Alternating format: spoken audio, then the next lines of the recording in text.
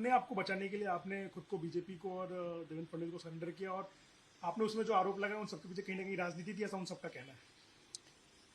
सबसे पहले मेरी प्रतिक्रिया तो यही है कि मैं आज तक ना राजनीति में इन्वॉल्व हुआ हूं, ना अब हूं, और ना इसके आगे मैं कभी राजनीति से प्रेरित हुआ हूं, ना रहूंगा। मेरा कोई पॉलिटिकल एम्बिशन नहीं है, मेरे को किसी पॉलिटिकल पार्टी एफिलिएशन नहीं है।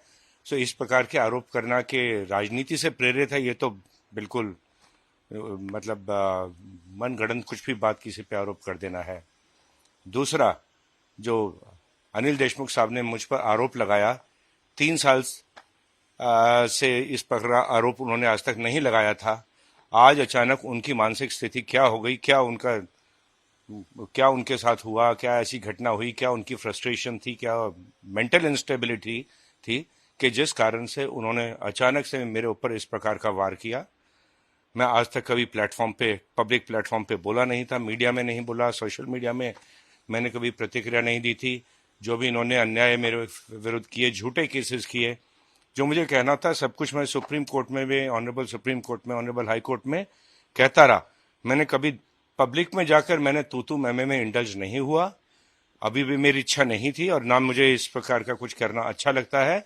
लेकिन जब उन्होंने इस प्रकार के गंभीर आरोप किए तो मुझे लगा अवश्य ही मुझे इसका जवाब देना चाहिए, मेरी जो साइड है उसे पब्लिक के सामने लाना चाहिए, और दिल की बात है जो मेरे, वो मुझे कहने का मैंने निर्णय लिया और आप सभी लोगों से शेयर किया। उस समय आपने गृह मंत्री जो थे कल उनके बारे में और उनके वसूली के बारे में काफी कुछ चीजें लिखी, तो क्या लगता है कि वही पॉइंट इन सब कुछ का इनिशिएशन था, या उसके पहले भी कुछ ऐसा हुआ था जो आपने चिट्ठी नहीं लिखी लेकिन पहले अपने उच्च अधिकारियों को उसकी जानकारी दी, मुख्यमंत्री या बाकी लोगों की जानकारी दी? तो मैंने ये चिट्ठी लिखी थी अप्रैल 2021 में, जहाँ तक मुझे ध्यान आता है।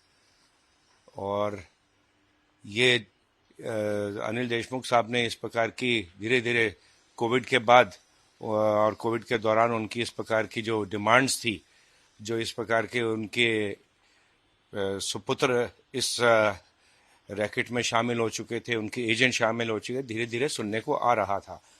फिर ऑफिसर्स को बुलाकर उनसे डायरेक्ट डिमांड की गई, ऑफिसर्स ने मुझसे शेयर किया, मेरे कानों पे डायरेक्ट बात भी आ रही थी। अनिल देशमुख साहब भी बात बात में कभी बोल दिया करते थे, उनका टारगेट है बड़ा, पार्टी की तरफ से उनको डिमांड है, वो पूरी करनी पड़ती है, उनके ऊपर प्रेशर है। तो इस प्रकार की बातें हो रही थी, और मैंने ये बातें जब मुझे नोटिस में आई कि इस प्रकार से ऑफिसर से एक्सटॉर्शन की जा रही है, ट्रांसफर में इस प्रकार का एक रैकेट चल रहा है पैसे के डिमांड का, तो और धंधों से भी वसूली की जा रही है, तो मैंने ये बात तुरंत जाके उस समय honourable CM Shri Uddhav Thackeray, NCP के अध्यक्ष श्री शरद पवार, कुछ वरिष्ठ मंत्री जैसे जयंत पाटिल साहब और लोगों के मैंने नोटिस में लाई थी। और एक बार नहीं, एक से ज़्यादा बार मिला था मैं। एंड वो उनके घर का रिकॉर्ड, उनके जो सिक्योरिटी जो मेंटेन करती है, उसमें भी चेक किया जा सकता है कि मैं उस समय फरवरी मार्च के महीने में इन लोगों से मैं जाके अकेला जाके, ऐसा नहीं कि किसी मीटिंग के लिए बुलाया गया हो, अकेला जाके मिला और मैंने इनके नोटिस में लाया था कि किस प्रकार की मैल प्रैक्टिसेस चल रही हैं। और मेरा जो पत्र है उसमें भी मैंने लिखा है ऑनरेबल सीएम साहब को, जो अप्रैल 2021 में लेटर लिखा था कि इस प्रकार की मैल प्रैक्टिसेस मैं पहले भी आपके नोटिस में लाया था, लेकिन उसकी तरफ आपने कोई ध्यान नहीं दिया था, उस पर कोई कार्रवाई नहीं की थी, इसीलिए मुझे मेरी साइड रखने के लिए ये पत्र ऑनरेबल सीएम साहब को, जो मैंने ऑनरेबल गवर्नर साहब को भी भेजा था, बाकी जो लोगों को भी भेजा था, मुझे लिखना पड़ा। तो कभी कोई कार्रवाई हुई नहीं आपकी शिकायतों जो आपने उच्च अधिकारियों को की उस समय तत्काल सरकार में और पार्टी में जो लोग थे, कभी कोई कार्रवाई हुई नहीं, या कुछ ऐसा हुआ जो कार्रवाई होती आपको लगा कि कार्रवाई हो रही है पर इफेक्टिव नहीं हुई? नहीं, बिल्कुल उनको इस कार्रवाई करने में मेरे को उनकी बातों से ऐसा लगा ये उनकी जानकारी में था और उनको कार्रवाई करने में कोई इंटरेस्ट ही नहीं था, उन्होंने इस बात को अनसुना कर दिया। तो मतलब मेरे पास क्या फिर रह गया था, इनकी मैल प्रैक्टिसेस को सामने लाने का तरीका यही था कि मैं पहले ऑनरेबल सीएम साहब के नोटिस में लाऊं, और उस पर भी जब मुझे कुछ रिस्पांस नहीं मिला तो मैंने न्यायालय के दरवाजे मैंने खटखटाए, मैं ऑनरेबल हाई कोर्ट गया, उसके ऑनरेबल सुप्रीम कोर्ट अप्रोच करा, और ऑनरेबल हाई कोर्ट ने इसमें एक पीई ऑर्डर की सीबीआई द्वारा, और उसमें जो मेरे आरोप थे वो सच्चे पाए गए, उसके बाद गुनाह दाखिल हुआ, अनिल देशमुख साहब अरेस्ट हुए, सीबीआई ने अरेस्ट किया, ईडी ने अरेस्ट किया, केस चार्जशीट हुआ और अब वो ट्रायल फेस करने वाले हैं। एविडेंस उनकी सामने जो चार्जशीट में है, इट्स अ पब्लिक डॉक्यूमेंट, सभी के लिए देखने के लिए उपलब्ध है कि किस प्रकार की एविडेंस उनके सामने, उनकी मैल प्रैक्टिसेस के बारे में सामने आई। लेकिन मैं कह रहा हूं कि जो मेरे आरोप थे वो तो मेरे सिर्फ मुंबई तक लिमिटेड थे। उनका मुंबई का टारगेट ही उनका 100 करोड़ था। बाकी राज्य से उनका जो क्या टारगेट था वो भी अभी सामने नहीं आया, और कितने लोगों पे किस प्रकार का इन्होंने एक्सटॉर्शन किया, अत्याचार किया, अभी तो 10-20% ही सामने आया है।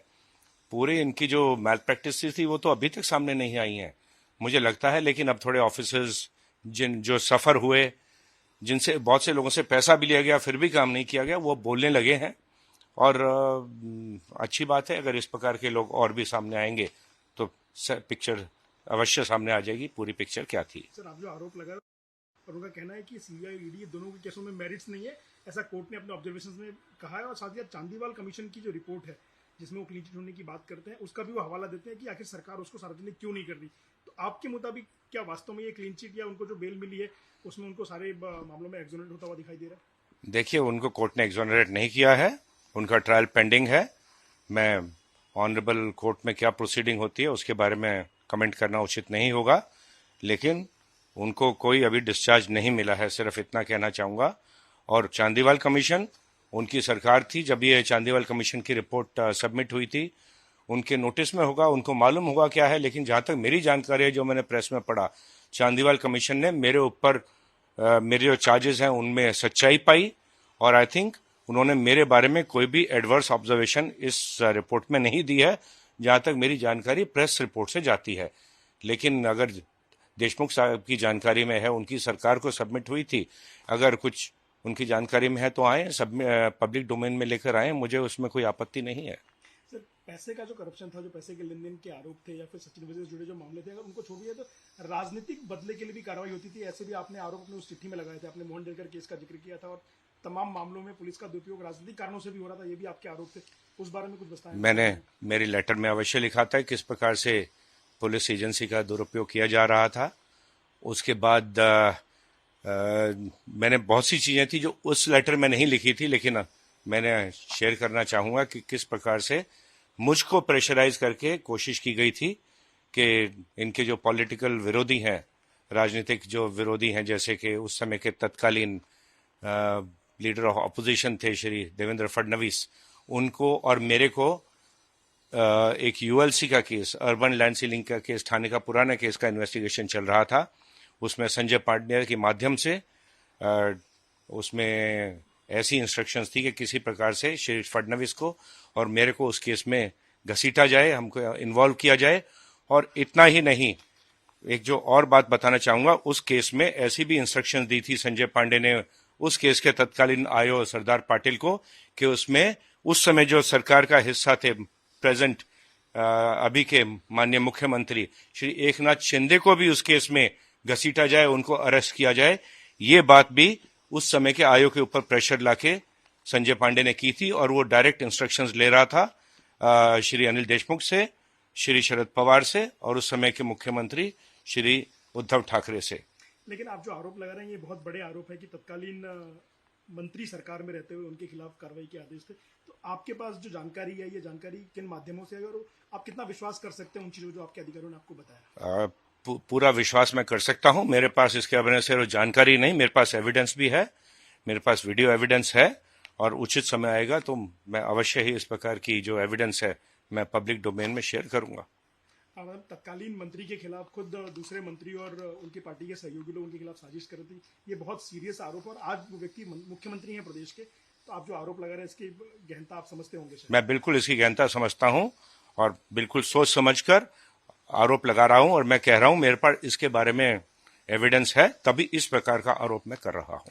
लेकिन आप पे जो एक आरोप है कि आपने अपने आप को बचाने के लिए सचिन वाजे केस में, चूंकि आपकी संलिप्तता थी, ऐसा आरोप लगाते हैं, अपने आप को बचाने के लिए आप पे कार्रवाई ना हो, इसलिए आपने तत्कालीन विपक्ष जिनकी केंद्र में सरकार है उनको मदद किया ताकि आप बच पाए एनआईए, ईडी और बाकी एजेंसियों से, ऐसा उनका कहना है। इस प्रकार का आरोप आज तक तो नहीं हुआ था। आज 3 साल बाद आरोप करने का उनको क्या नया मटेरियल, क्या एविडेंस है उनके सामने जिसके बेसिस पे वो ऐसा आरोप कर रहे हैं? कुछ भी मन गढ़ंत बात कर रहे हैं।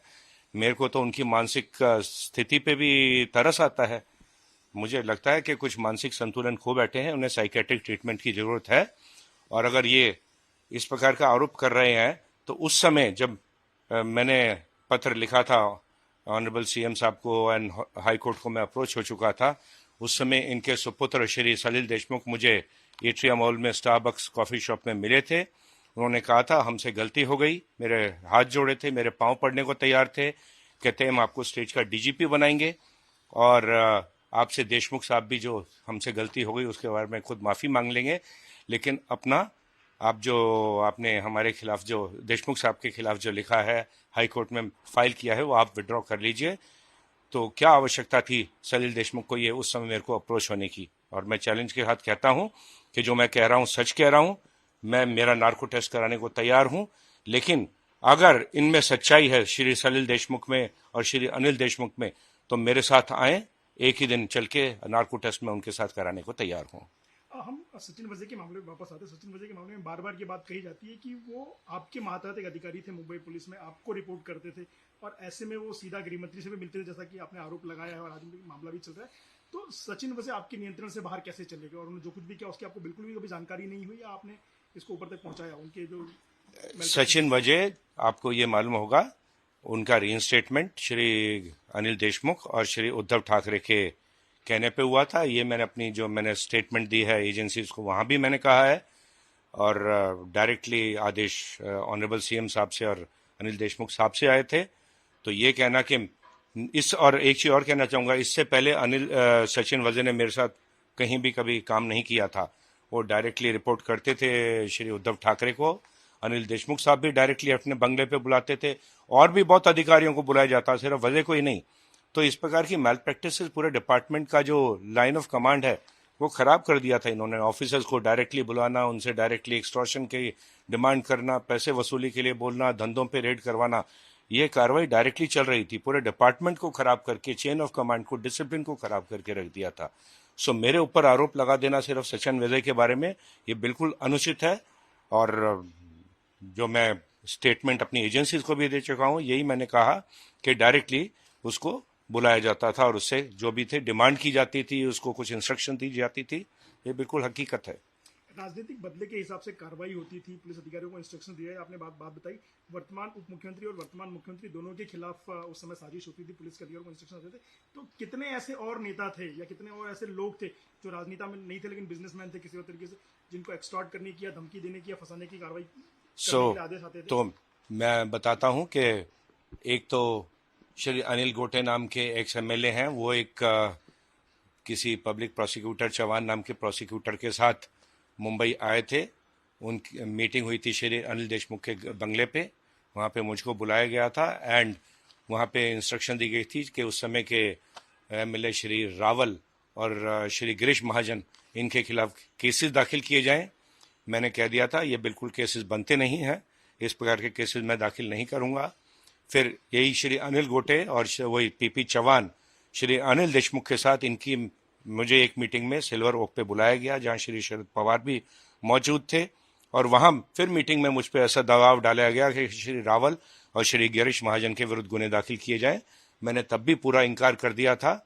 इसके अलावा जो प्रेशर मेरे ऊपर लाया गया था वो अपने एक और मंत्री है, मेरे अभी ध्यान से उतर रहा है, मेरे को एक बार अपने नोट्स देखने दीजिए। श्री हाँ, ये जो मीटिंग हुई थी ये श्री उद्धव ठाकरे के निवास स्थान पर हुई थी। वहां अनिल देशमुख साहब भी प्रेजेंट थे। श्री परवीन दरेकर जो उस समय I think leader of opposition थे शायद विधान परिषद में, उनके विरुद्ध भी गुना दाखिल करने के लिए जो मुंबई बैंक जो केस था कि उनको अरेस्ट किया जाए, उनके खिलाफ कार्रवाई की जाए, इस प्रकार का प्रेशर भी मुझ पर लाया गया था। उसमें भी मैंने पूरी तरह से मना कर दिया था। किसी भी प्रेशर में अनुचित कार्रवाई करने से मैंने इनकार किया था। आपने इंटरव्यू के दरमियान फिर नोट्स देखे और फिर लोग वही आरोप लगाए किसी और की दी हुई स्क्रिप्ट आप पढ़े, उसके बारे में ये मेरी अपनी हैंडराइटिंग में लिखे हुए नोट्स हैं। मेरी मेमोरी को रिन्यू करने के लिए ये किसी के सप्लाई किए हुए नोट्स नहीं है, तो इसलिए क्या आरोप लगा सकते हैं मेरे। आप देख लीजिए मेरी हैंडराइटिंग में मैंने अपनी मेमोरी को रिन्यू करने के लिए नोट्स लिए हैं। दोबारा आवश्यकता पड़ेगी मैं नोट्स मेंटेन करता हूं, आवश्यकता पड़ेगी अवश्य नोट्स को दोबारा रेफर करूंगा। आपको लगता है कि जो आरोप आप लगा रहे हैं इन पे नए सिरे से जांच की जरूरत है? जो पुरानी जांच पहले से चल रही है उसमें इन सारे पहलुओं को भी शामिल करने की जरूरत है? वर्तमान सरकार को या फिर जो भी प्रोसिक्यूशन एजेंसी है उनको इन सारी चीजों को नए सिरे से एक बार तलाशना चाहिए, फिर एक बार देखना देखिए, चाहिए। इसमें क्या कार्रवाई कौन सी एजेंसी करेगी इसके बारे में मुझको, मैं नहीं चाहता, मैं ये नहीं कह रहा कि कार्रवाई की जाए, मैं तो सही पिक्चर सामने लाना चाहता था कि मेरे ऊपर आरोप हैं, झूठे हैं, प्रेशर किया गया था मुझको, मैंने कार्रवाई नहीं की। अब उसके बाद मेरे ऊपर अचानक दोबारा इन्होंने एक प्रकार का अटैक किया, मुझे अपनी साइड सामने रखनी थी। मैं ये नहीं कह रहा कि कार्रवाई करो, ये करो, जो एजेंसी कंसर्न है सरकार का निर्णय जो है इस रेवोल्यूशन के बाद करे, वो मेरा डोमेन नहीं है, उसके बारे में मुझे कुछ कहना नहीं है।